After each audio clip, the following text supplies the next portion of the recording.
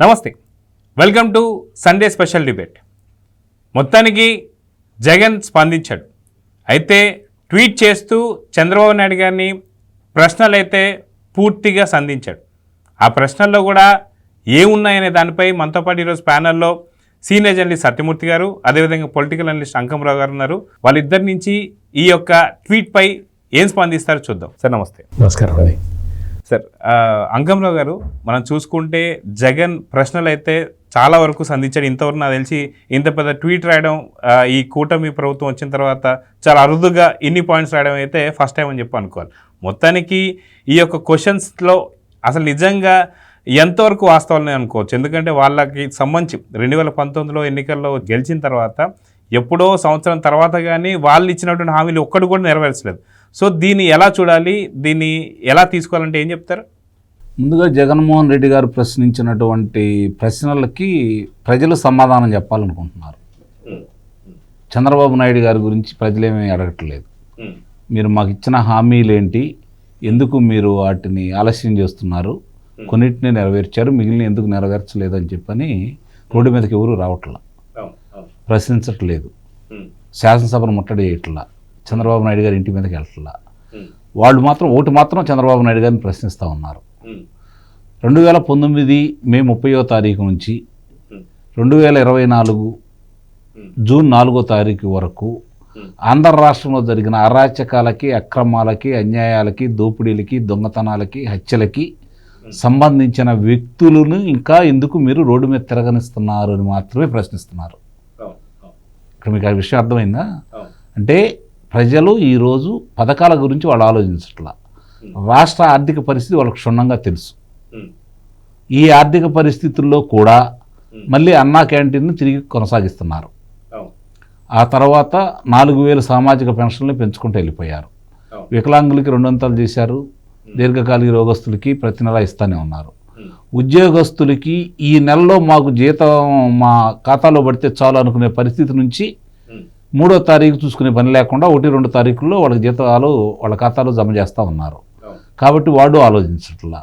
విశ్రాంత ఉద్యోగస్తులు అదే ఆధారం కాబట్టి దాని మీద ఆధారపడే వాళ్ళు ఈరోజు 1-2 తారీఖులో మళ్ళీ ప్రణాళికలు రచించుకుంటూ ఉన్నారు. చాలామందికి కనపడే అంశం ఏంటంటే పెద్ద అంటే ఉద్యోగం చేసేవాళ్ళు, అధికార స్థాయిలో ఉండే వాళ్ళకి ఎలాంటి ఇబ్బందులు లేవు. వాళ్ళకు వాహనాలు ఉంటాయి, నివాస గృహాలు ఏర్పాటు చేస్తారు, వాళ్ళకు మనుషులు ఉంటారు, ఇబ్బంది లేదు, జీతభత్యాలు కూడా బాగానే వస్తాయి. కింద స్థాయి ఉద్యోగస్తులు చాలామంది ఉంటారు ఇందుట్లో. అంటే పై అధికారులు చేసే అరాచకాలకి, అక్రమాలకి సంబంధం లేని వాళ్ళు ఉంటారు కింద పనిచేసేవాళ్ళు. వాళ్ళు ఏంటంటే ప్రతి నెల కూడా వాళ్ళకి ఇంట్లో ఏదైనా వస్తువు కొనుక్కోవాలనుకోండి, వస్తువు సమకూర్చుకోవాలంటే వాళ్ళు వాయిదాల పద్ధతిని చెల్లించేది కంటే వాళ్ళకి వచ్చే ఆదాయం అంటే ప్రతి నెల ఎంత వస్తాయో వాళ్ళకి తెలుసు కాబట్టి దాన్ని బట్టి ఇంట్లో ఖర్చులు ఎంత ఉంటాయో లెక్కేసుకొని మిగిలిన దాన్ని కొనుక్కున్న దానికి నెలవారీ కిస్తీలు కట్టుకుంటూ చేసుకుంటూ ఉంటారు. అలాంటి వాళ్ళ పరిస్థితి అగమ్య గోచరం అయిపోయి కొంతమంది డిఫాల్టర్లు అయ్యారు. ఎందుకంటే జీతాలు కరెక్ట్గా పడక, సమయానికి చెల్లించక, సహజంగా 5వ తారీఖు లోపు వాళ్ళకి వెళ్ళిపోవాలా ఉండాలి. వాళ్ళు చెక్లు ఇచ్చి ఉంటారు, ఇంతకు ముందులా కాదు కదా.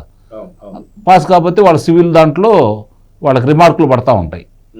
ఇలా నరకయాతన అనుభవించారు వాళ్ళు. వాళ్ళంతా ప్రశాంతంగా ఉన్నారు. రైతులు వచ్చేతలకి ఈరోజు చక్కగా వాడు పండిన పంటలలో ఈరోజు ధాన్యం ఉంటే అవి ఎక్కడన్నా వర్షానికి తడిసినా కూడా ప్రభుత్వం కొనుగోలు చేస్తూ 48 గంటల్లో వాళ్ళ ఖాతాలో జమ చేస్తూ ఉంది. వాళ్ళు ప్రశాంతంగానే ఉన్నారు. అన్నిటికంటే కూడా ప్రజలందరూ ప్రశాంతంగా బతుకుతున్నారు, స్వతంత్రాన్ని అనుభవిస్తున్నారు, స్వేచ్ఛావాయులు పీల్చుకుంటా ఉన్నారు. ఇట్లా చూసుకుంటా ఉంటే ఎవ్వరు కూడా ఈ పథకాలు రాలేదు, ఎందుకు చేయలేదు అని చెప్పిన ఎవరు ప్రశ్నించే స్థాయిలో అయితే ప్రస్తుతానికి లేరు. రాష్ట్ర ఆర్థిక పరిస్థితిని క్షుణ్ణంగా వాళ్ళు అర్థం చేసుకున్నారు. ఒకవైపున జరిగేవన్నీ జరుగుతూ ఉన్నాయి. నిన్నటిదాకా చిన్న ఉదాహరణ చెప్తాను. ప్రతి గ్రామంలో కూడా, ఆంధ్ర రాష్ట్రం యావత్తు ప్రతి గ్రామంలో కూడా అంటే జాతీయ రహదారులు వదిలిపెట్టేస్తే మిగిలిన రహదారులు అన్నీ కూడా అంటే పట్టణాలకి, నగరాలకి అనుసంధానమైనటువంటి గ్రామాల నుంచి వచ్చే రహదారులన్నీ కూడా గుంతలమయమైపోయి ఆటో వాళ్ళు కావచ్చు, వాహనదారులు కావచ్చు, చివరికి బస్సులు కావచ్చు, ఏదన్నా రవాణా చేసేటువంటి లారీలు కావచ్చు, వాళ్ళు ఎన్ని తిట్టుకున్నారో, ఎంత నరకయాతన అనుభవించారో. 5 సంవత్సరాల్లో చివరి 3 సంవత్సరాలు అంటే ప్రజల్ని గ్రామాల నుంచి పట్టణాలకు తెచ్చే ఆటో వాళ్ళ పరిస్థితి చూసుకుంటా ఉంటే ఎంత అధ్వానంగా తయారైందో, వాళ్ళు ఎంత బాధపడ్డారో, ఆరోగ్యం పరంగా ఎంత దెబ్బతిన్నారో వాళ్ళందరికీ తెలుసు. వాళ్ళ దగ్గరికి వెళ్ళి ప్రశ్నించను. ఇప్పుడు వీళ్ళు వచ్చిన తర్వాత ముందు గుంతలను పూర్తి చేసి రహదారులను శుభ్రం చేసినందువల్ల, అంటే మళ్ళీ రవాణా ప్రశాంతంగా జరిగే పరిస్థితులు ఏర్పాటు చేసినందువల్ల ఈరోజు వాళ్ళ వాహనాలకు ఎంత మేలు జరుగుతుంది, వాళ్ళ ఆరోగ్యాలకు ఎంత మేలు జరుగుతుందో ఒకసారి వాళ్ళని అడిగితే చెబుతారు. ఇందాక నేను చెప్పినట్టు లబ్ధిదారులు వాళ్ళని అడిగితే వాళ్ళు చెప్తారు. వీటన్నిటి తోడు ఈరోజు జరుగుతున్న పరిణామాలు కనుక ఒకసారి మనం గమనించుకుంటా ఉంటే, మీరు బకాయిలు పెట్టినటువంటిది, మీరు ఎవరెవరికైతే మీరు అప్పులు అంటే డబ్బులు ఇవ్వాల్సింది ఇవ్వకుండా వెళ్ళిపోయారో రైతులకి, వాళ్ళకి 1684 కోట్ల రూపాయలు తిరిగి చెల్లించేసి రైతుల ఖాతాలో కూడా జమ చేశారు. అలాగే వైద్యానికి సంబంధించి మీరు బకాయిలను తీసుకుంటూ వస్తూ ఉన్నారు. ఒక్కోటి మీరు చేసిన తప్పులన్నీ వీళ్ళు సరిదిద్దుకొని ముందుకెళ్తా ఉన్నారు. కాకపోతే వాళ్ళు అడిగిన ప్రశ్న రేపు పొద్దున మీరు కనుక వెళ్తే, మీరు వెళ్ళట్లేదు కదా ఇంకా ప్రజల్లోకి, ప్రజలు ఏం అడుగుతున్నారంటే ఇంకా జగన్మోహన్ రెడ్డి బెంగళూరు నుంచి తాడేపల్లి నుంచి ప్రజల్లోకి వస్తున్నాడు, ఎలా రాణిస్తున్నారు మీరు అని అడుగుతున్నారు. సజ్జల రామకృష్ణారెడ్డి ఎక్కడా తీసుకురాని అని అడుగుతున్నారు. విజయసాయి రెడ్డికి ఢిల్లీలో పనేంటి, గల్లీలో కదా ఉండాల్సింది, అతను తీసుకొచ్చి రాజమండ్రి సెంట్రల్ జైల్లో పెట్టండి అని చెప్పని అడుగుతున్నారు. ఇట్లా మిగిలిన వాళ్ళందరూ పెద్దిరెడ్డి రామచంద్రారెడ్డి కావచ్చు, అందరు రెడ్డిలను తీసుకొచ్చి లోనేసి కుమ్మేయండి అంటున్నారు. ఇది ప్రజల కోరిక. ఆ కోరికలు తీరుద్దామా జగన్మోహన్ రెడ్డి, దానికి నువ్వు సిద్ధమా అని నేను ప్రశ్నిస్తున్నాను.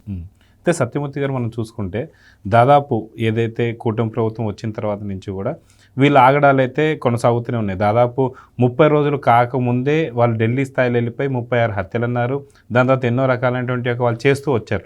అయితే దీంట్లో వాళ్ళు పాయింట్ ఏదైతే జగన్మోహన్ రెడ్డి రాసినటువంటి ఒక లేఖలో ఆఖరి పాయింట్ మనం చూసుకుంటే ఏదైతే ఉందో, ప్రధాన బాధ్యతాయుతమైనటువంటి ఒక ప్రతిపక్షం అని చెప్పి మాట్లాడుతుంది. నిజంగా ప్రతిపక్షం అని చెప్పి వాళ్ళు మాట్లాడుకోవడం, అది ఎవరిచ్చారో తెలియదు ప్రతిపక్ష హోదా. కనీసం ప్రతిపక్షం ఉంది అంటే అసెంబ్లీకి రాకుండా బయట ఏం చేస్తున్నారని చెప్పి ప్రజలు అడుగుతున్నారు. సో నిజంగా ఈ లేఖ గురించి మీరేం చెప్తారు? జగన్మోహన్ రెడ్డికి అతనికి అంటే మానసిక సంతులత దెబ్బతిన్నది అనేది, అది వేరే దాని మీద పెద్ద డిస్కషన్ అక్కర్లే. ఎందుకు అంటే ఇప్పుడు తనేదో ప్రధాన ప్రతిపక్ష నాయకుడు అనుకోవటమే ఇక్కడ మొత్తం మనం గమనించాల్సిన విషయం. ప్రధాన ప్రతిపక్ష నాయకుడని ఆయనకి ఎవరు చెప్పారు తెలియదు. నువ్వు ముఖ్యమంత్రిగా ఉన్నంతకాలం నువ్వు చేసినవన్నీ, నువ్వు చేసిన నేరాలు ఘోరాలు అవన్నీ ప్రజలు మర్చిపోయిన తర్వాత నువ్వు వచ్చి ఏదన్నా చెబితే ప్రజలు మర్చిపోయినలే ఏదో చెప్తున్నాడు జగన్మోహన్ రెడ్డి అనుకోవచ్చు. జగన్మోహన్ రెడ్డి చేసిన నేరాలు ఘోరాలు, పాలనాపరంగా తప్పిదాలు, అతని వైఫల్యాలు, ఇవి ఆంధ్రప్రదేశ్ ప్రజలు 30 సంవత్సరాల పాటు గుర్తుపెట్టుకుంటారు. అందులో ఎటువంటి సందేహం లేదు. ఎందుకంటే అంత తీవ్రమైన ప్రభావాన్ని చూపించాడు. మొత్తం రాష్ట్ర ఆర్థిక పరిస్థితుల్లో ఎన్ని గోతులు, ఇందాక అంకమరావు గారు రోడ్ల మీద గోతులు చెప్పారు. ఆర్థిక పరిస్థితిలో గోతులు ఎన్ని గోతులు ఉన్నాయో ఇప్పటికే అర్థం కావట్లా. నిన్నగాక మొన్న వెతికితే ఒక కార్పొరేషన్ మీద 30,000 కోట్లు అప్పు చేశారు. ఆ అప్పులు ఎక్కడి నుంచి, ఏ సోర్స్ నుంచి తీసుకొచ్చి ఏది తాకట్టు పెట్టి అప్పు తెచ్చాడో, ఆ తెచ్చిన అప్పుని ఎక్కడ ఖర్చు పెట్టాడో తెలుసుకోవటానికి ఆర్థిక శాఖ ఇప్పుడు ఆ మొత్తం అక్కడ అమరావతిలో ఉన్న ఆర్థిక శాఖలో 24 గంటలు పనిచేస్తున్నారు. అయినా దొరకట్లా, అనుపానులు దొరకట్లా. అంటే తీసుకొచ్చాడు, డబ్బులు తీసుకొచ్చాడు, ఎక్కడో అక్కడ ఇక్కడ పెట్టాడు, కొంత తిన్నాడు.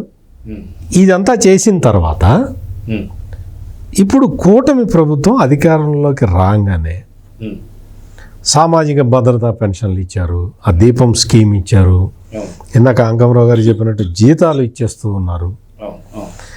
ఈ అన్ని రకాల అంటే ప్రజలకి అవసరమైన బేసిక్ సౌకర్యాలన్నీ కూడా సంక్షేమానికి సంబంధించి అవన్నీ క్రమం తప్పకుండా 1వ తారీఖు ఇస్తున్నారు. ఎట్లా ఇస్తున్నారు? ఈ డౌట్ జగన్మోహన్ రెడ్డికి కూడా వచ్చింది. నేనున్నప్పుడు అన్నీ తగలబెట్టాను కదా, ఈయన 6 నెలల్లోనే ఎట్లా బాగు చేశాడు? నేను రోడ్డు మీద గుంతలు పెట్టేట్లే, అది పూడుస్తున్నాడు. ఎట్లా పూడుస్తున్నాడు అనేది జగన్కి సంబంధించిన ఒక టీం విలేజెస్లో తిరుగుతూ ఉన్నది. ఎట్లా పూడుస్తున్నాడు, మన వల్ల కాలేదు, ఈయన ఎట్ట చేస్తున్నాడు అని ఒక టీం అక్కడ వెతుకుతున్నట్టే ఇంకొక టీము ఆర్థికంగా అసలు మనం ఇంత దారుణమైన దోపిడీ చేసేసి ఖజానా మొత్తం కొల్లగొట్టేసి ఓడరేవుల దగ్గర నుంచి అన్నీ ఆక్యుపై చేసేసి సర్వనాశనం చేస్తే ఈ వ్యవస్థని ఈయన ఎట్లా బాగు చేస్తున్నాడు అనేది దాన్ని విశ్లేషించడానికి జగన్మోహన్ రెడ్డి ప్రత్యేక బృందాలను పెట్టాడు. ఆడిటర్లు వాళ్ళందరూ తిరుగుతున్నారు అక్కడ ఎట్లా చేస్తున్నాడు అని. జగన్మోహన్ రెడ్డికి అర్థం కావట్లా. ఇప్పుడు అందుకనే వీళ్ళందరూ జగన్మోహన్ రెడ్డికి ఏంటి అంటే, సరే జగన్మోహన్ రెడ్డి సంగతి అట్లా వస్తే ఆర్థిక పరిస్థితి మీద ఒక వ్యవస్థని తీసుకొచ్చి పెట్టాడు. అప్పట్లో 2014 నుంచి 2019 వరకు ముఖ్యమంత్రిగా ఉన్న చంద్రబాబు నాయుడు సిఎంఎఫ్ఎస్ అనే ఒక వ్యవస్థ ఉంటుంది. అది దాని మీద డాష్ బోర్డ్లో మనకి ఎంత రెవెన్యూ వస్తుంది, ఎంత పోతుంది, బిల్లులు ఎట్లా చెల్లిస్తారు అనేది మొత్తం క్లియర్ కట్గా సిఎఫ్ఎంఎస్లో కనపడుతూ ఉంటుంది. ఆ వ్యవస్థ ఎంత పారదర్శకంగా ఉంటుంది అంటే మొత్తం పైనుంచి కింద దాకా అందరు ఆఫీసర్లు దాన్ని చూసుకోవచ్చు. బిల్లులు ఎవరైతే ఫస్ట్ బిల్లు పెడతాడో ఆ బిల్లు పేమెంట్ జరిగిపోతూ ఉంటుంది. ఎవడైనా సరే అంటే జగన్మోహన్ రెడ్డికి సంబంధించిన తెలంగాణకు సంబంధించిన ఒక మంత్రి ఉన్నాడు. ఆ మంత్రి కంపెనీకి తెలంగాణ అసెంబ్లీ ఎన్నికలకి ముందు 600 కోట్ల రూపాయల బకాయిలు ఉంటే తీర్చాడు జగన్మోహన్ రెడ్డి తెలంగాణ మంత్రికి, తెలంగాణలో ఖర్చు పెట్టుకోవడానికి. అట్లా ఉండేది కాదు. ఎవడైనా సరే బిల్లు పెట్టి వెయిట్ చేయాలి వాడు టర్న్ వచ్చే వరకు. అంత పకడ్బందీగా సిఎఫ్ఎంఎస్ అనే ఒక వ్యవస్థని తీసుకొస్తే ఆ వ్యవస్థని జగన్మోహన్ రెడ్డి సర్వనాశనం చేసేసాడు. అతనికి కావాల్సిన వాళ్ళకి బిల్లులు ఇచ్చే విధంగా పెట్టుకున్నాడు వ్యవస్థని. దాన్ని చంద్రబాబు నాయుడు అధికారంలోకి రాగానే వారం రోజుల్లో సెట్ చేసాడు మొత్తం. ఇప్పుడు మళ్ళీ బిల్లులు ఎవడు పైరవి చేసుకోకర్లా, వాళ్ళు ఆటోమేటిక్గా ఫస్ట్ కమ్ ఫస్ట్ సర్వ్డ్ ఇచ్చేస్తున్నారు. నీరు చెట్టు పనులు అవన్నీ ఉంటే అవన్నీ మొత్తం ఆ బిల్స్ అన్నీ జగన్మోహన్ రెడ్డి ఏమన్నాడంటే అవన్నీ ఎప్పుడో చంద్రబాబు టైంలో చేసిన పనులు, చంద్రబాబు చేసిన దానికి నేనెందుకు ఇస్తా బిల్లులు అన్నాడు. వాళ్ళ డాడీ సొమ్ము ఏదో ఇస్తున్నట్టు. వాళ్ళు చేసింది గవర్నమెంట్ పనులు, గవర్నమెంట్ బిల్లు చెల్లించాలి, ఆ బిల్లులు చెల్లించలే. మా డాడీ సంపాదించింది ఇదంతా, నేను మీకెందుకు ఇస్తాను అన్నాడు. మొన్న పులివెందులు వెళ్ళినప్పుడు మరి మీ డాడీ సొమ్ములాగా చూసావు కదా, మరి మా బిల్లులు నీ టైంలో పని చేసిన మాకు బిల్లులు ఎందుకు ఇవ్వట్లేదని అడిగారు లోకల్ కాంట్రాక్టర్లు. అందుకని అటు పులివెందుల నుంచి అటు పారిపోయాడు. ఇది జరిగింది, జరుగుతున్నదే ఇది.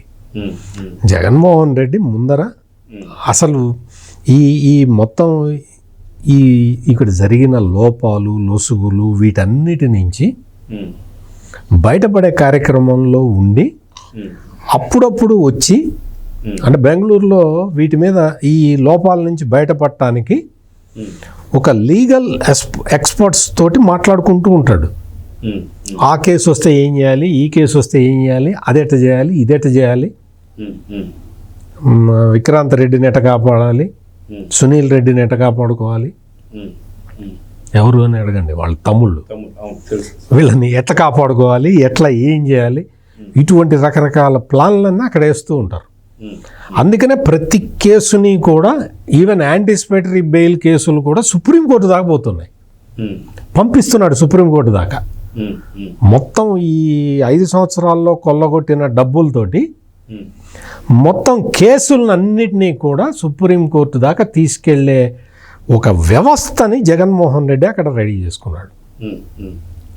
ఇది అక్కడ అక్కడ మొత్తం జగన్మోహన్ రెడ్డి చేస్తున్న పని.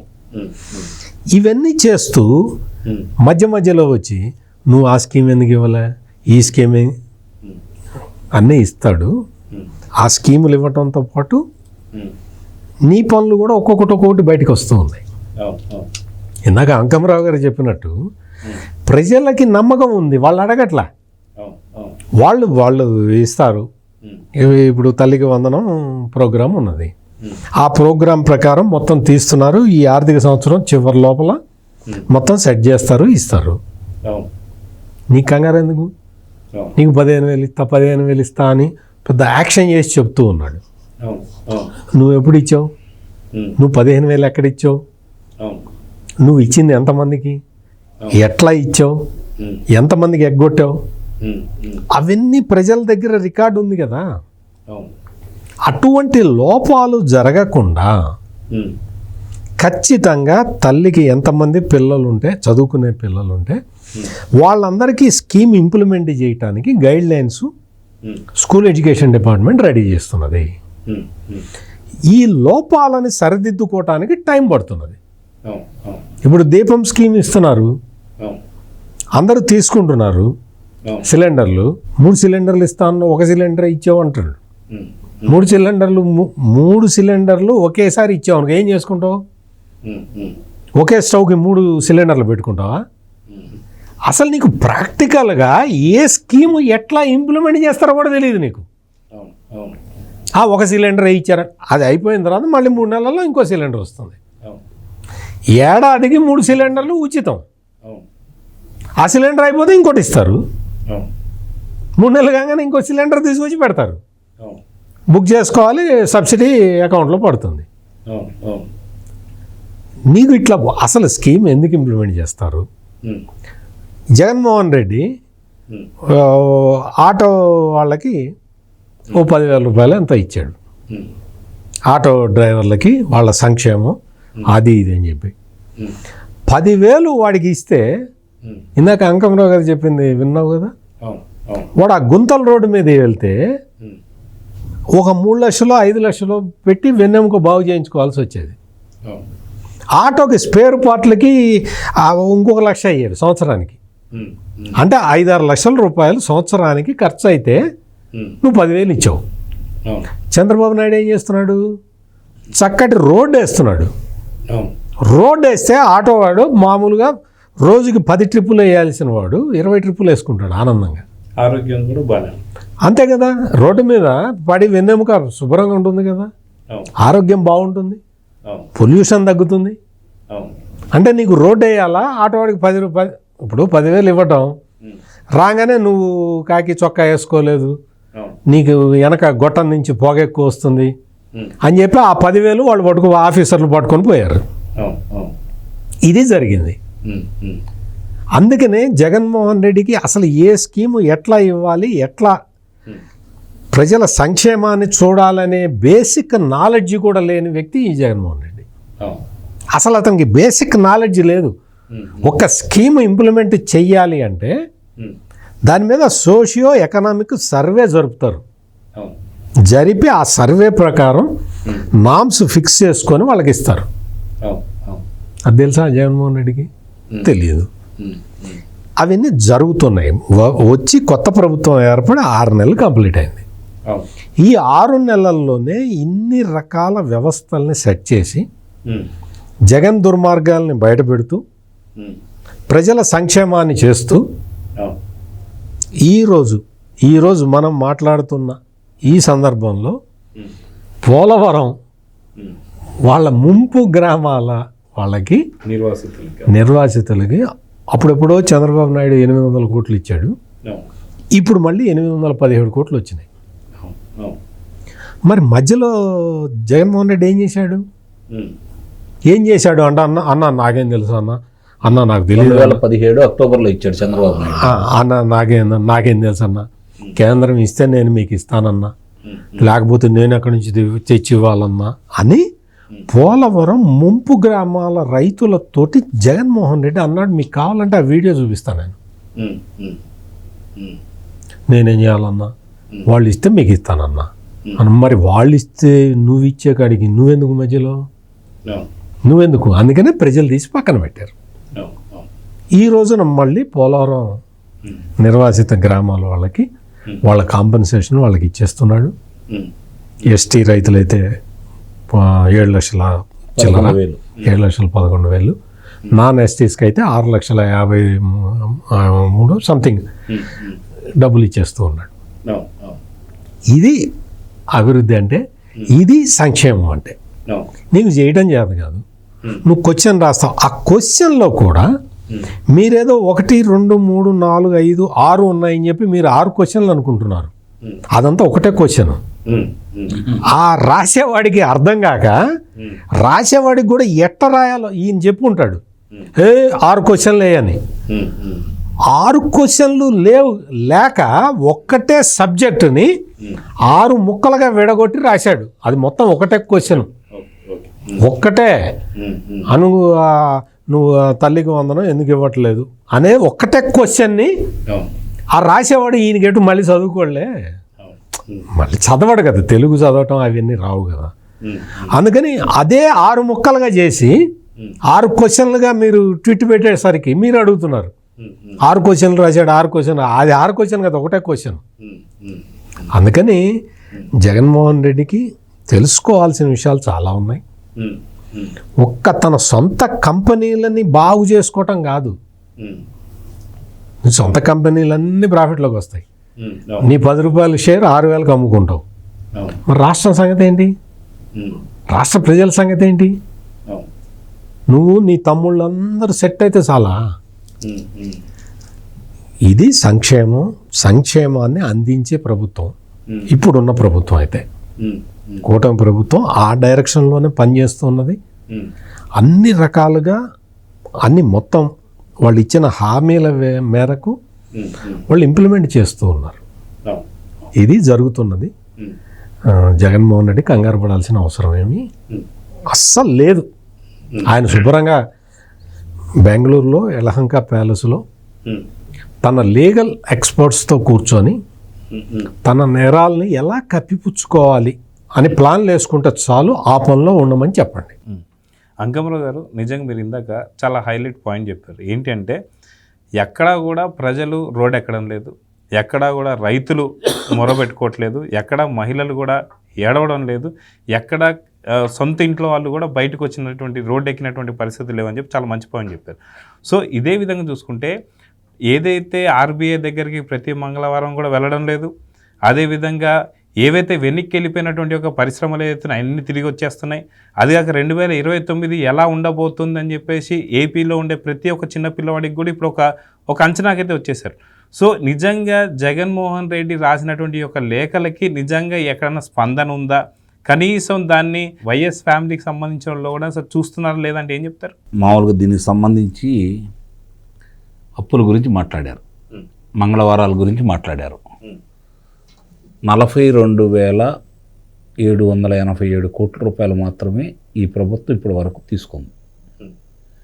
జూన్ నెలలో ఒకసారి, జూలై నెలలో 3 సార్లు, ఆగస్టులో 2 సార్లు, ఇట్లా వరుసనే తీసుకుంటూ అవసరాలకు సంబంధించి ఆర్బీఐ నిబంధనలకి మించి ఎక్కడా తీసుకోలేదు.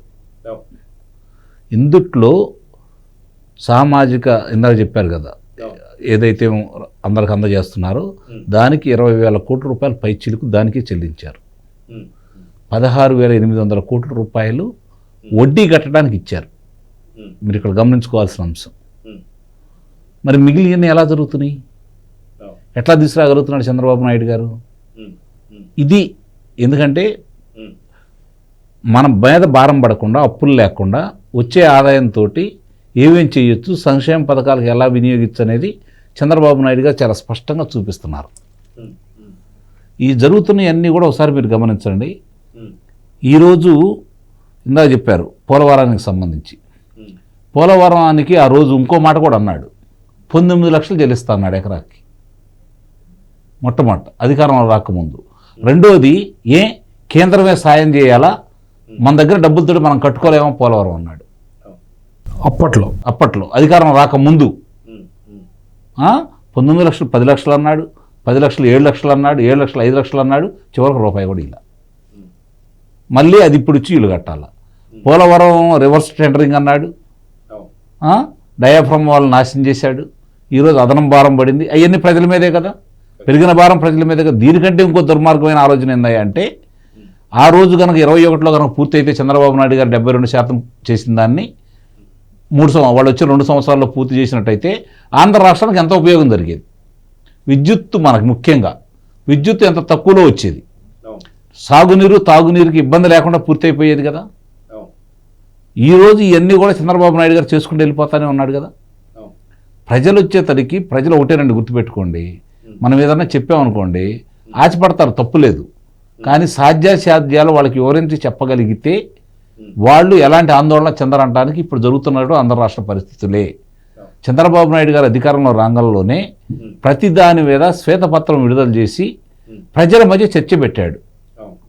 రాష్ట్రం అప్పుల పరిస్థితి ఏంటి, వీళ్ళు చేసినటువంటి కార్యక్రమాలు ఏంటి, దేంట్లో ఎంత అప్పులు ఉన్నాయి అని చెప్పని ఈరోజు స్పష్టంగా ప్రజలకు చెప్పగలిగాడు కాబట్టి, వివరించగలిగాడు కాబట్టి ప్రజలు కూడా అర్థం చేసుకొని ఆయన చేయగలడు, ఈ చేస్తున్నాడు. ఇప్పటికీ ఆయన గ్రౌండ్ అయిన లెక్కల ప్రకారం చూసుకుంటే ఉంటే 1,82,000 కోట్ల రూపాయలకు సంబంధించి పెట్టుబడులు గ్రౌండ్ అయినాయి ఇప్పటి వరకు. దానివల్ల 2,63,000 మందికి ఉద్యోగాలు దొరికే పరిస్థితి ఈరోజు కనపడతానే ఉంది. ఇది కాక కేంద్ర ప్రభుత్వం నుంచి వచ్చే సాయం దాంట్లో కలపట్లేదు. ఇలాంటివన్నీ కూడా లెక్కేసుకుంటున్న మొత్తం కలిపితే 4 లక్షల పై కనపడతా ఉంది. మరి ఇవన్నీ కూడా కళ్ళ ముందు కనపడతా ఉన్నాయి, పనులు జరుగుతూ ఉన్నాయి.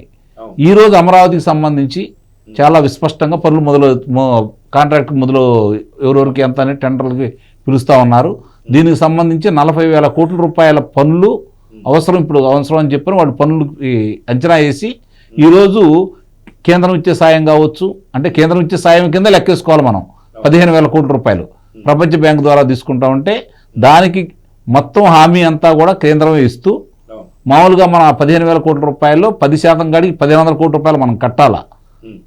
అయినా సరే అది కూడా రాష్ట్ర ఆర్థిక పరిస్థితిని దృష్టిలో పెట్టుకొని మేమే కడతామని కేంద్రం అర్థమయ్యేటట్టు చెప్పింది అందరికీ. మరి ఇవన్నీ చూసుకుంటా ఉంటే 31,000 కోట్ల రూపాయలు దాంట్లో మెన్షన్ చేశారు సత్యమూర్తి గారు అప్పుల్లో. ఈ 15,000 కోట్ల రూపాయలు దానికి సంబంధం లేదు కదా. మరి ఇవన్నీ కూడా కళ్ళ ముందు కనపడతానే ఉన్నాయి కదా. 5 సంవత్సరాల క్రితం కట్టినటువంటి టిట్కో ఇల్లు నువ్వు పూర్తి చేయలేదు. అమరావతిలో మొదలుపెట్టిన పనులు దాంట్లో నీళ్లు నింపే పరిస్థితి తీసుకొచ్చావు, పనులని మొదలు పెట్టలేదు. 90% గృహాలని పూర్తి చేయలేదు, 70% గృహాలని నువ్వు పూర్తి చేయలేదు. చివరికి ఘోరాతి ఘోరం ఏందంటే కంకర కోసం ఇసుక కోసం వేసిన రోడ్లను తవ్వుకొని వెళ్ళారు. అక్కడ కోసం దానికోసం వేసినటువంటి సొరంగ మార్గంలో అంటే కింద భూమిలో వేయాల్సినటువంటి కేబుల్స్ కావచ్చు, పైపులు కావచ్చు, అవి కూడా ఎత్తుకెళ్ళిపోయారు. కంప చెట్లు ఉంది 33 కోట్ల రూపాయలు ఖర్చు పెట్టాల్సిన పరిస్థితి. దానికి కూడా చంద్రబాబు నాయుడు గారు ఆ డబ్బులో కొంత ధనం ఎన్నుకొచ్చేటట్టు ఆ వేస్ట్ను కూడా డబ్బు తీసుకొచ్చాడు. త్వరలో అవి కూడా బయటికి చెప్తారు, ఇప్పటికంటే చెప్పలేదు, అది కూడా బయటికి చెప్తారు. ఇన్ని జరిగి ఇన్ని చేసుకుంటా ముందుకెళ్తున్న చంద్రబాబు నాయుడు గారి గురించి ప్రజలైతే నిస్సందేహంగా కూడా సానుకూల దృక్పథం ఉంది. రాష్ట్ర ఆర్థిక పరిస్థితులు ఏంటని ప్రజలు కూడా ఈరోజు అర్థం చేసుకునే పరిస్థితిలో ఉన్నారు. గ్రామ స్థాయిలో మహిళలతో సహా పరిస్థితులు అర్థం చేసుకుంటున్నారు. ఇంకొంచెం విస్తృతంగా జరిగిన విధ్వంసాలకు కావచ్చు, ఆ అభివృద్ధి ఆగిపోవడానికి కారణాలు కావచ్చు, ఇవన్నీ కూడా ఇంకొంచెం విస్తృతంగా కనుక ప్రజలకు ఇంకొంచెం విస్తృతంగా తీసుకెళ్ళగలిగి గ్రామస్తులను కూడా సమీకరించుకొని వాళ్ళ యొక్క సహాయ సహకారాలతో ముందుకెళ్ళగలిగితే చాలా అరాచకాలు చేసిన దానికి ఈరోజు ఆధారాలు సహా వాళ్ళు చెప్తారు. వాళ్ళు ముందుకు వస్తానికి సిద్ధంగా ఉన్నారు. రెవెన్యూ దాంట్లో 8 లక్షల మంది వచ్చి చెప్పారు కదండి ఇప్పటి వరకు. అంటే ఇవన్నీ కూడా ప్రజలు వచ్చేసరికి వాళ్ళ సాధక బాధలన్నీ చెబుతున్నారు. వాళ్ళు ఎవరేం చేశారో చెబుతున్నారు, ఎంత ఇబ్బందులు పడ్డాలో చెబుతున్నారు. ఈరోజు నువ్వు రంగులు వేయడానికి 1,300 కోట్ల రూపాయలు ఖర్చు పెట్టావు, రంగులు తీయటానికి 1,300 కోట్ల రూపాయలు ఖర్చు పెట్టావు. రాళ్ళు ఏది పొలానికి సంబంధించినటువంటి సర్వే రాళ్ళకి నీ బొమ్మ వేసుకోవడానికి ఎంత ఖర్చు పెట్టావో కళ్ళ ముందు కనపడతానే ఉన్నాయి. అసలు నాకు ఇప్పుడు అర్థం కాదండి, ఆ రోజు సంచులు ఇచ్చారు కదా 700 కోట్ల రూపాయలకి, ఏమైపోయినాయి సార్ అవి సరుకులు ఇచ్చేదానికి? అవి అటువంటి లెక్కలు అడగకూడదు, మేము మా దగ్గర లేవు, మాకు తెలియదు, మేము చెప్పాం. ఓకే సరే, దాన్ని మర్చిపోయాం. దాన్ని అడగను కానండి, దాని జోలికి నేను రానులే, ఎందుకంటే వద్దన్నారు కాబట్టి. ఇట్లాంటివన్నీ కూడా మనం కనుక బయటకు తీసుకుంటా ఉంటే, ఇందాక వారు చెప్పారు 7 నెలల్లో జరిగినటువంటి విధ్వంసాలు బయటకు తీస్తున్నారని. నిస్సందేహంగా కూడా ఈరోజు రాష్ట్రంలో జరుగుతున్నటువంటి అభివృద్ధి పనులు, అలాగే అరాచకంగా చేసినటువంటి వాళ్ళ విషయాలన్నీ బయటకు తీసుకొస్తూ ఉంటే, ఒక్కొక్క అంశాన్ని కనుక చూసుకుంటే ఒళ్ళు గగురు పడిసే అంశాలు ఒక్కొక్కటి బయటకు వస్తూ ఉన్నాయి. మనం చంద్రబాబు నాయుడు గారు అప్పుడు చెప్పింది వేరు, లేకపోతే కూటమి వాళ్ళు చెప్పింది వేరు, పవన్ కళ్యాణ్ గారు కావచ్చు, లోకేష్ బాబు గారు కావచ్చు. కానీ ఇప్పుడు ఒక్కొక్కటి బయటకు తీసుకొస్తూ ఉంటే అసలు అంతుపట్టలేదు. ఇందాక ఆయన చెప్పారు గోతులని, గోతులు కాదు, ఇవి ప్రొక్లేనర్లు పెట్టి తోమారు, గోతులు అయితే పక్క నుంచైనా తీసుకొచ్చి ఎట్టొకట పూడుతాం. ప్రొక్లేనర్లు ఏం చేయాలి, దాన్ని ఎట్లా చేయాలి అనేదాన్ని సతమతం అవుతా ఉన్నారు. చూడాలి, ఇప్పుడు సమయం సందర్భాలు బట్టి ఆయన మంచి చేసుకుంటూ సంక్షోభంలోంచి సంపద ఎలా సృష్టించాలో తెలిసిన వ్యక్తి కాబట్టి చంద్రబాబు నాయుడు గారు ఈ సవాళ్ళన్నీ ఎదుర్కొని ముందుకు తీసుకెళ్ళి ప్రజల కోరికలన్నింటినీ కూడా నిస్సందేహంగా ఆయన ఇచ్చిన హామీలన్నింటినీ కూడా నిన్న ఒక స్పష్టంగా ఒకటి చెప్పాడు, మీరు గమనించండి. చేరికల గురించి కూడా విస్పష్టంగా చెప్పాడు ఆయన. ముగ్గురు కలిసి కూర్చొని మాట్లాడుకొని, ఇది కొంచెం ఇబ్బందికరంగానే ఉంటుంది, కూర్చొని మాట్లాడుకొని చేరే వాళ్ళు ఎలాంటి వాళ్ళో చూసుకొని మేము మాట్లాడుకున్న తర్వాత ఒక నిర్ణయానికి వస్తామని కూడా చెప్పాడు. అంటే చిన్న హెచ్చరిక లాంటిది కూడా పంపించడం కూడా జరిగింది. అదే కోరుకుంటున్నారు ప్రజలు కూడా. 11 స్థానాలకు వచ్చిన వాళ్ళ గురించి మీరు ఆలోచించొద్దు, 164 స్థానాల గురించి ఆలోచించండి. రాష్ట్రం గురించి ఆలోచిస్తున్నారు కాబట్టి, రాష్ట్రం అధోగతి పాలైపోయింది కాబట్టి దాన్ని ఏ విధంగా ముందుకు తీసుకెళ్లాలో మీరు ఆలోచిస్తున్నారు కాబట్టి ఆ విధంగా కొనసాగించండి. వాళ్ళు మీకు అవసరం లేదు, మేము వద్దనుకున్నాం వాళ్ళని, మీకు ఎందుకు కావాలని ప్రజలు అడుగుతున్నారు. ఇది గమనించుకోవాలి. ఇంకోటి ఏంటంటే, జగన్మోహన్ రెడ్డి ఉన్న 5 సంవత్సరాల పాటు ప్రతిసారి సెక్యూరిటీ బాండ్ల వేలంలో ప్రతి మంగళవారం క్రమం తప్పకుండా పార్టిసిపేట్ చేసిన రికార్డు సృష్టించాడు. అంటే ప్రతి మంగళవారం సెక్యూరిటీ బాండ్లు వేలం వేయటం, రిజర్వ్ బ్యాంక్ నుంచి డబ్బులు తెచ్చుకోవటం, ఆ డబ్బులు తెచ్చుకోవటం ఇక్కడ పప్పు బెల్లాల్లాగా ఖర్చు పెట్టడం, తినేయటం, ఇదే పరిస్థితి. ఇప్పుడు ప్రభుత్వం, కూటమి ప్రభుత్వంలో అట్లా జరగట్లేదు అనేది చాలా బాధగా ఉంది జగన్మోహన్ రెడ్డికి. నేను ఇన్ని అప్పులు చేశాను, నేను వారం వెళ్ళి ప్రతి మంగళవారం మా అప్పటి ఆర్థిక మంత్రి బుగ్గన రాజేంద్రనాథ్ రెడ్డిని పంపించి డబ్బులు తెచ్చుకున్నాను. మరి ఆ పని ఇక్కడ ఇప్పుడు ఆర్థిక మంత్రి ఎందుకు చేయట్లేదు అని కొంచెం దిగులుగా ఉన్నాడు జగన్మోహన్ రెడ్డి. ఇక్కడ అప్పుల మీద సాక్షి పేపర్లో దుష్ప్రచారం చేస్తున్నాడు. మొత్తం ఇన్ని అప్పులు ఉన్నాయి, అన్న అప్పులు ఉన్నాయి, 1,70 కోట్లు అప్పు చేసాడు చంద్రబాబు నాయుడు అని చెప్తూ ఉన్నాడు. ఇక్కడ వాస్తవంగా ప్రతి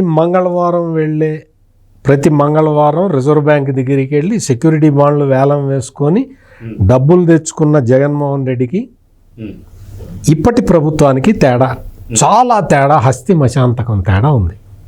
ఇక్కడ జూన్ 25వ తారీఖు 2,000 కోట్లు తెచ్చుకున్నారు, జూలై 30 3,000, జూలై 16 2,000, జూలై 2 5,000, ఆగస్టు 30న 4,000, ఆగస్టు 27న 3,000, సెప్టెంబర్ 3, మళ్ళీ ఆగస్టులో ఇంక లేదు, సెప్టెంబర్లో ఒకేసారి తీసుకున్నారు. సెప్టెంబర్ 3వ తారీఖు 4,000 కోట్లు, అక్టోబరు 1న 3,000 కోట్లు, అక్టోబర్ 29న 3,000 కోట్లు, నవంబర్లో 2 సార్లు 5వ తారీఖు 26వ తారీఖు 2,000 కోట్లు, డిసెంబర్లో 2 సార్లు, డిసెంబర్ 3, డిసెంబర్ 31, ఒకటి 42,037 కోట్లు, ఒకటి 5,000 కోట్లు అప్పు తీసుకున్నారు రిజర్వ్ బ్యాంక్ నుంచి సెక్యూరిటీ బాండ్లు వేలం వేసి. అంటే 7 నెలల్లో చేసిన అప్పు ఇది. సెక్యూరిటీ బాండ్లు వేలం వేసుకొని డబ్బులు తీసుకోవటం. జగన్మోహన్ రెడ్డి ప్రతి మంగళవారం రిజర్వ్ బ్యాంక్ గేట్ దగ్గర నిలబడేవాడు ఒక ఖాళీ సంచి తీసుకొని అప్పు తెచ్చుకోవటానికి, విపరీతమైన వడ్డీ చెల్లించేవాడు. ఇప్పుడు టీడీపీ చేసినటువంటి అప్పు కూడా నియమాలకు సంబంధించి లోబడి మాత్రమే. ఇది తక్కువ వడ్డీకి తెచ్చుకున్నారు వీళ్ళు ఏం చేస్తున్నారంటే, తక్కువ వడ్డీ తక్కువ ఉంటుంది, టైం ఫ్రేమ్ తక్కువ ఉంటుంది, ఇస్తావా, అట్లా ఇచ్చేటైతే తెచ్చుకుంటున్నారు, లేకపోతే మాకు అక్కర్లేదు అంటున్నారు. అంటే జగన్మోహన్ రెడ్డి ఏమో ఎంత వడ్డీ అయినా పర్లేదు సార్ మాకు ఇవ్వండి సార్ అని తెచ్చుకున్నాడు. వీళ్ళ టర్మ్స్ అండ్ కండిషన్స్ పెట్టి మేము ఇంతే ఇంట్రెస్ట్ ఇస్తాం, టైం ఫ్రేమ్ ఇంతే ఉంటుంది, ఓ వీలైతే ఇవ్వండి లేకపోతే లేదని చెప్తున్నారు. ఆ తేడా కనపడుతూ ఉన్నది. ప్రతి వారం నేను మీకు చెప్పా కదా, ప్రతి వారం వెళ్ళట్లేదు, అక్కడ వెళ్ళట్లేదు, సొంత ఆర్థిక వనరులను పటిష్టంగా చేసుకుంటున్నారు. ఇన్ని లక్షల కోట్ల రూపాయల పెట్టుబడి వచ్చేస్తూ ఉన్నది, ఉద్యోగ కల్పన జరుగుతూ ఉన్నది, టూరిజం ప్రాజెక్టులు ముందరికి వెళ్తున్నాయి, ఐటీ కంపెనీలు ముందరకు వస్తూ ఉన్నాయి, విద్యా సంస్థలు ఫారిన్ విద్యా సంస్థలు ముందరకు వస్తూ ఉన్నాయి. ఈ తరహా అభివృద్ధి జరుగుతూ ఉంటే ఇప్పుడు నేను చెప్పిన లిస్టు ప్రకారం కూడా ఇంకా రాబోయే రోజుల్లో ఇది కూడా ఉండదు, ఇది కూడా ఉండదు. రాష్ట్ర ప్రభుత్వ ఇన్కమ్ విపరీతంగా పెరుగుతుంది. ఇది జరుగుతున్న పరిణామం. ఇది మనం చెప్పినా జగన్మోహన్ రెడ్డికి అర్థం కాదు. తన కంపెనీల గురించి తప్ప రాష్ట్ర ప్రభుత్వ ప్రాధాన్యతల గురించి అతనికి అర్థం కావు. తన సొంత ప్రయోజనాల గురించి మాత్రమే జగన్మోహన్ రెడ్డి ఆలోచిస్తాడు. అందుకని ఇక్కడ రాష్ట్రం సొంతంగా డెవలప్ అవుతూ ఉన్నది, ఆర్థిక వనరులని సమకూర్చుకుంటున్నది, పక్కడబందీగా బడ్జెట్ ప్లాన్ని ఇంప్లిమెంట్ చేస్తూ ఉన్నారు. వీటన్నిటితో పాటు బడ్జెట్లో మౌలిక సదుపాయాల కల్పనకి, అంటే దాన్ని క్యాపిటల్ ఎక్స్పెండిచర్ అంటారు. ఈ క్యాపిటల్ ఎక్స్పెండిచర్ని మొత్తం భారీ ఎత్తున ప్లాన్ చేస్తూ ఉన్నారు. జగన్మోహన్ రెడ్డి టైంలో క్యాపిటల్ ఎక్స్పెండిచరు ఈశాన్య రాష్ట్రాల కన్నా తక్కువ ఉన్నది. ఈశాన్య రాష్ట్రాల కన్నా తక్కువ క్యాపిటల్ ఎక్స్పెండిచర్ పెట్టిన ఏకైక రాష్ట్రం ఆంధ్రప్రదేశ్ అప్పట్లో. ఇప్పుడు చాలా పకడ్బందీగా మౌలిక సదుపాయాల మీద దృష్టి పెట్టి చేస్తూ ఉన్నారు. ఎప్పుడైతే క్యాపిటల్ ఎక్స్పెండిచర్ ఎక్కువ ఉంటుందో అది స్టేట్ గ్రోత్కి ఇండికేటర్. ఆ స్టేట్ గ్రోత్ ఇండికేటర్ పర్ఫెక్ట్గా ఉన్నది. ఎఫ్డిఐలు విపరీతంగా వస్తూ ఉన్నాయి. దేశం మొత్తం ఆంధ్రప్రదేశ్ వైపు చూస్తూ ఉన్నది. సో చూద్దాం సార్, ఖచ్చితంగా జగన్ రాసినటువంటి ఈ లేఖ గురించి మాత్రం ఎవరూ పట్టించుకోవట్లేదు. సొంత పార్టీ వాళ్ళే అసలు దీన్ని పట్టించుకోకుండా అయిపోయారు. ఏపీ ప్రజలు మాత్రం ఎవరు కూడా రోడ్డు ఎక్కడం లేదు. నిజంగా ఇక్కడ జరిగినటువంటి చర్చ ఖచ్చితంగా ఏపీ ప్రజలందరికీ కూడా అర్థమై ఉంటుంది. ఏపీ ప్రజలు రోడ్డు ఎక్కాల్సిన అవసరం లేదు. వాళ్ళు స్వేచ్ఛగా బతుకుతున్నారు. వాళ్ళ జీవితం వాళ్ళు సాఫీగా నడుపుకుంటున్నారు. వాళ్ళ పిల్లలకి ఉద్యోగాలు రెడీగా ఉన్నాయి, వచ్చేస్తూ ఉన్నాయి. స్టేట్ ప్రోగ్రెస్ అవుతూ ఉన్నది. అందుకని వెల్ఫేర్ ఆటోమేటిక్గా వాళ్ళ గడప దగ్గరికి వస్తుంది.